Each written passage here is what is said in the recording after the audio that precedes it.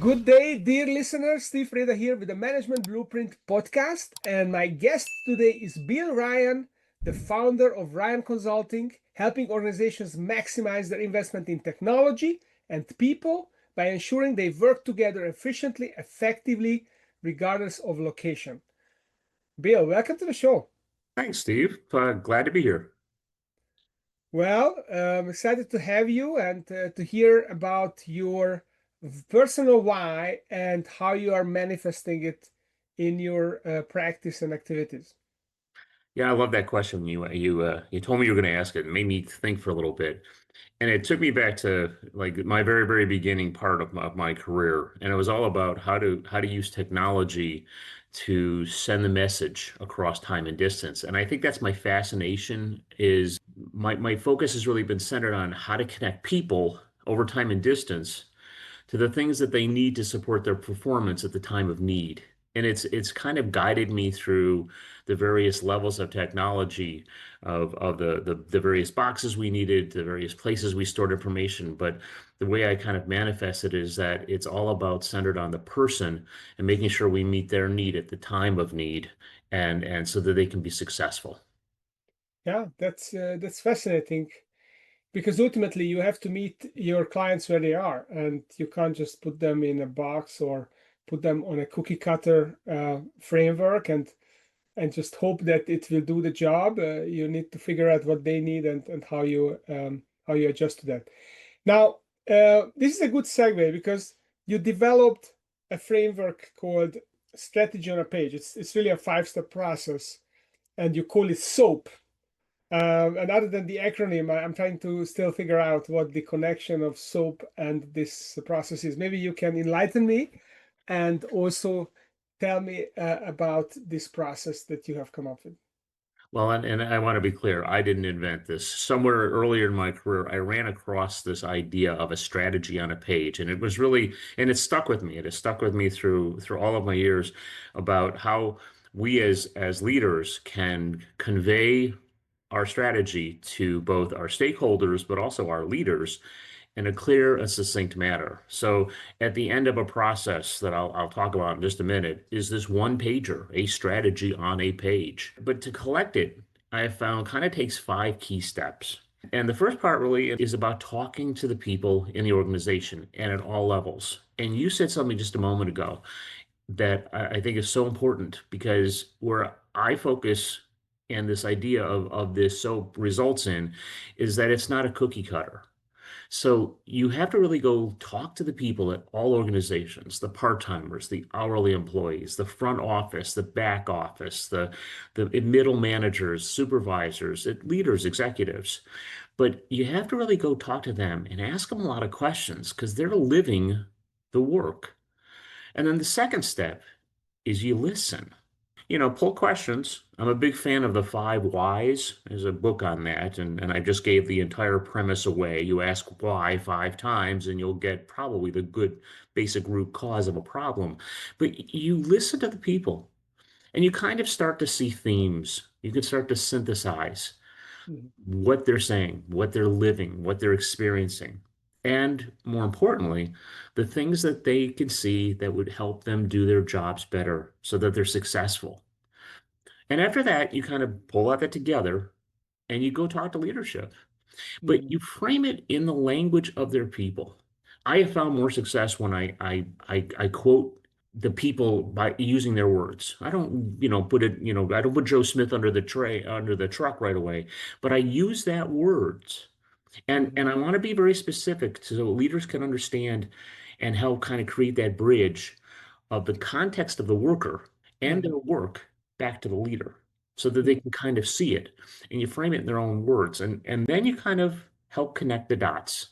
You help them understand that the strategy has to be linked back to the tactical applications. So you bring focus into what will help make the organization move forward.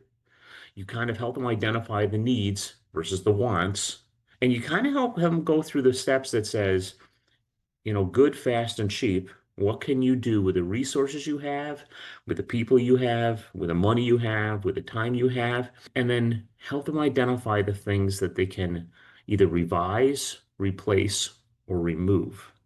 Mhm. And that I think is a key part because that's when the plan kind of gels together.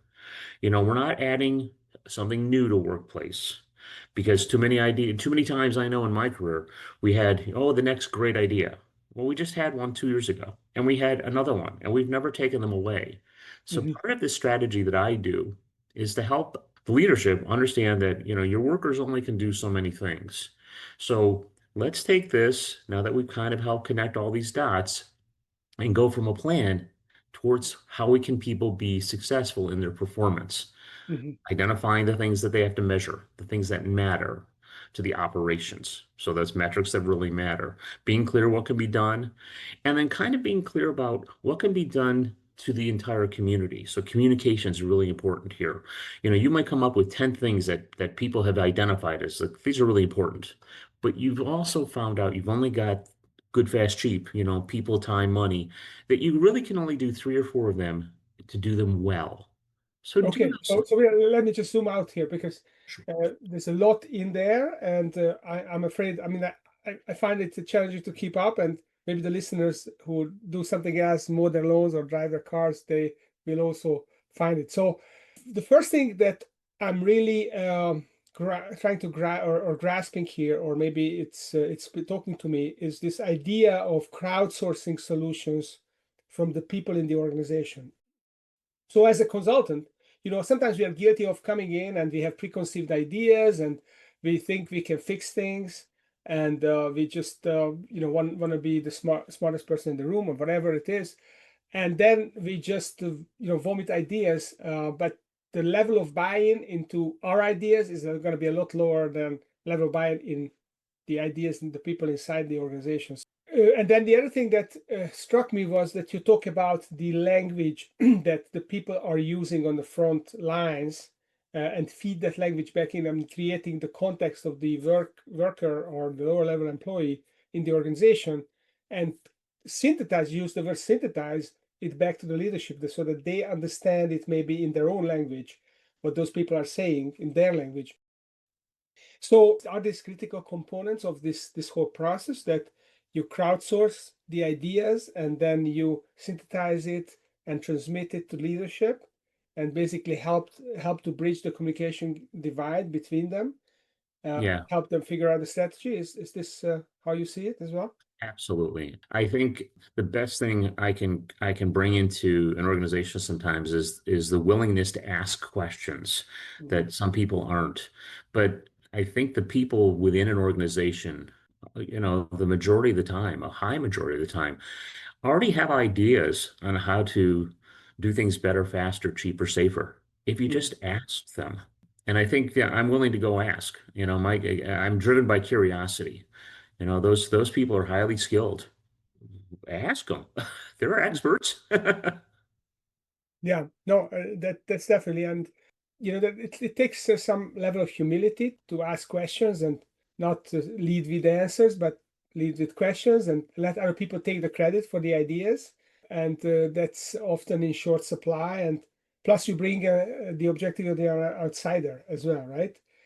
So you can ask those dumb questions that the inside people would don't dare ask because they might feel being shamed for them. Okay, so you basically connect the dots. So I think some of the things you mentioned here was talk to the people, listen and synthesize, give the feedback, help connect the dots, and craft a plan. So, what does it take to help connect the dots? Is there like an approach that you take, or is it just your experience of several decades of doing this? You kind of do this intuitively, or is there a madness to the method, or method to the madness rather, how to connect these dots? I got 25 years plus of doing this. Hmm. So there was a little bit of I have done this a few times, but a lot of times it's the partnership that I have created with the people in that organization about getting their understanding of what it makes to the strategy that the high executives have come out with to make it actually work. The special sauce is being helpful in again asking the questions, but how do we take strategy and make it tactical? Hmm. How do we bring that focus back to the operational implementation? And a lot of times it's and how do we measure it? And those folks tend to know that information in greater detail than I possibly could. But I can help create the link between what the corporate strategy plan is and how to make it actually work. And that I think is where we help connect the dots. And I can go back up to leadership at that point in time and show them, you want to do this, here are the steps that will get us there. Hmm. And a part of that is kind of going through and going, here's the needs and the wants, and let's focus on the needs that'll move the business forward. And we'll put the wants, and if we have extra time and money, Hmm. sure, we can go for those too. Yeah, well, it's very rare that there's extra money lying around, but you never know. Um, so you talk about the curiosity of asking the right questions, or asking any questions, being curious. What does it take to help an organization be more curious, to kind of create a culture of curiosity? Oh man, that is that's a great question. And I think this is where it does start with leadership. Hmm. I think this is where we, as leaders, have to model the behavior. The way how it was impressed on my brain was my leader at the time very openly coming up at one point and saying, "I don't know." Hmm. Help me find out. To this day, I mean, decades later, the power of that statement has resonated with me, and I've tried to emulate that through my own journey, along my own professional journey. And I think this is when, you have to acknowledge what you don't know and get people around you to help figure it out and to show that it's okay not to know, to not be the expert, that together we are not only curious learners, but then we become more proficient workers. Hmm. And I've always, as a training person, as a learning and development specialist, one of the things I have discovered is that when you say to someone, I don't know, but would you go figure it out and share it back with us? Hmm. That they're going to learn along the way. I don't Hmm. have to do anything. They're going to learn anyway. Hmm. So, this is I think where we have the chance as leaders to model the behavior to support our teams and our teammates being curious. And a lot of that kind of goes back to the idea is that we support that journey of discovery. Hmm. Yeah. So if you make it okay for people to not have to know the answers, and you empower them to go and search for it and then share it, then you are essentially creating this culture. But And that I think that and the idea that if they question your statements, that's the other part too of that is you don't take offense. mhm, It's okay to say why. mhm, Why are we doing that? mhm, That's a good question. I think we're doing it because of this, instead of coming back going, because I say so. mhm. So again, leaders modeling behavior that opens up discussion, that increases the chance for Yes. collaboration. Yes, I'm trying to remember the name of the longtime CEO of General Motors, who had this practice that when there was a topic on the board, and basically there was a consensus on what to do, then he always was suspicious that maybe there wasn't enough curiosity involved in all the cons to this decision. And then he would adjourn the meeting and say, okay, so gentlemen, don't come back until you have all the counter arguments against doing this thing, and then we can have a conversation. I think that is a very healthy attitude. The same manager that I was referring to earlier had one of his favorite catchphrases at the time was he liked to provoke conversations. Mhm. And I've used that line for years because I think it does. It helps create a healthy discussion. Mhm. And I mean, when you're curious, it starts exploring the possibilities, pro and con, and Mhm. you can start saying, well, if this doesn't work, what will happen, and how will we recover? How will we be better prepared? Mhm. How can we mitigate the circumstances that might lead us there in a Mhm. faster, more efficient way? So it's not only, I think being proactive, but it's also being growthful. And I think it's allowing people to start stretching, to broaden and build them as participants and partners as well as curious workers. Yeah, and I think the value of curiosity is just going to go through the roof with all the information being at our fingertips with AI and with all the search engines. And it's not about the information, it's about connecting the dots and being curious. Why this is so, does that even make sense? And asking the questions and being a little bit skeptical. One of the, just to reflect on what you said about what if it doesn't work? What's the worst thing that can happen? How do we recover from it? One of the exercises we used to do in a CEO peer group I was working with was, let's put someone out of business. So we picked someone in the group, and okay, let's put him or her out of business, and show them what are the ways that the competitors would come up with to put them out of business, and reflect about what to do about it, how to prevent this happening. Again, Okay, yeah, having yeah. that chance to ask questions, I think just, having other people to pose you. That's one of the things I like about AI, which is actually kind of, associated with this, is to bring something out and have it challenge me. Go up and go, poke the holes in this attached document, to find out what could go wrong.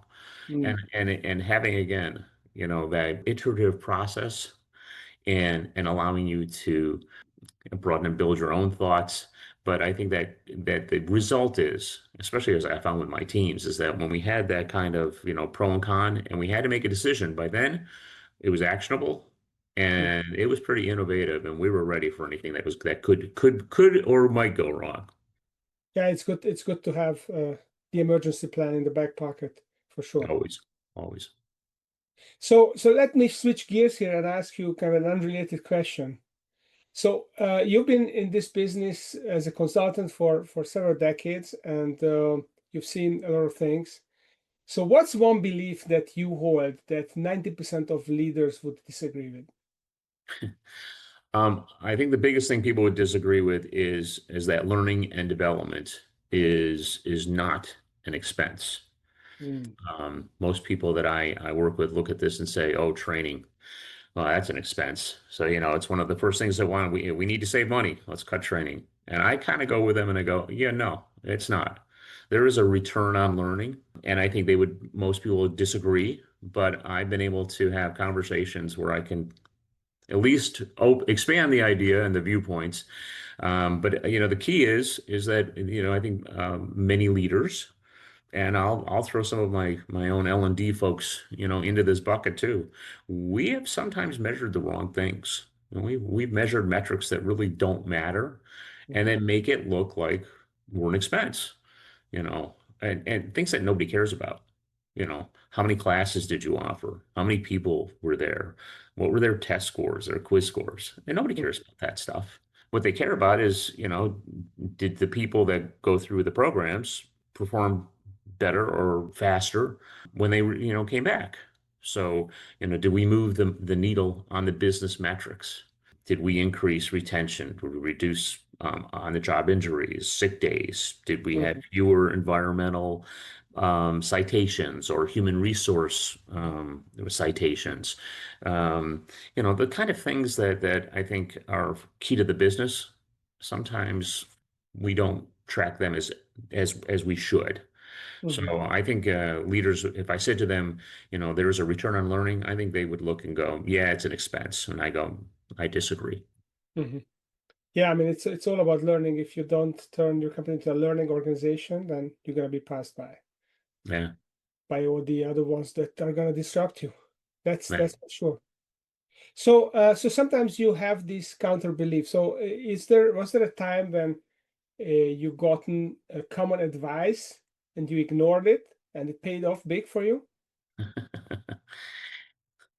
I had one in particular that has it still makes me smile. I was part of an organization with a large call center that was out offshoring and outsourcing some of its work, and I had been tracking the learning and development team, the time that we spent on maintaining the content. Now we're a highly regulatory environment, so a lot of changes state by state, all those Mhm, kind of things. So to make sure that we were still compliant and up to date. It took a lot of work, both from supporting our performance support tools within the systems, the assessments, and development of the content. So I've been tracking that, and I've been told for a long time, you're just wasting your time. Nobody cares about that stuff.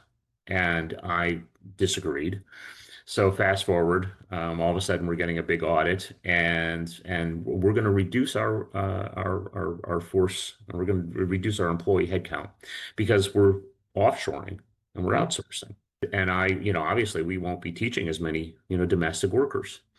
And I was called into, was told my number, and I said, okay, that's fine. Our vendors prepared to do the following things. And here, by the way, is my tracking for the last couple of years of the time we spent maintaining and updating and keeping us compliant with the laws of this content. I've got all the stuff to here, but are they ready to take that over as well?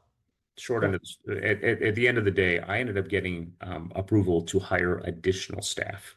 Mhm. That's pretty neat. That's very interesting. Wow. So if people would like to learn more about strategy on a page and how to interview people and transmit the information and connect the dots for leadership and turn strategy into tactics, where should they go and where can they connect with you? I would welcome them to check out my website. There's a free fill in the blank template of a strategy on a page there that they can find too, along with some ebooks and other things. But my website is www.williamjryan, all one word, williamjryan.com. And I'm always found on LinkedIn, or email me at bill@williamjryan.com. Okay, well, that's a great website. No one's gonna steal it from you. Bill, thank you for coming and sharing your wisdom with us and your frameworks. And those of you listening, if you enjoyed this, please follow us on LinkedIn, on YouTube, on Apple Podcasts. Give us a review and stay tuned because every week I come with a thought leader or an entrepreneur who is sharing something smart that you can implement in your business. So thanks for coming, Bill, and thank you for listening. Thanks for having me. I appreciate it, Steve.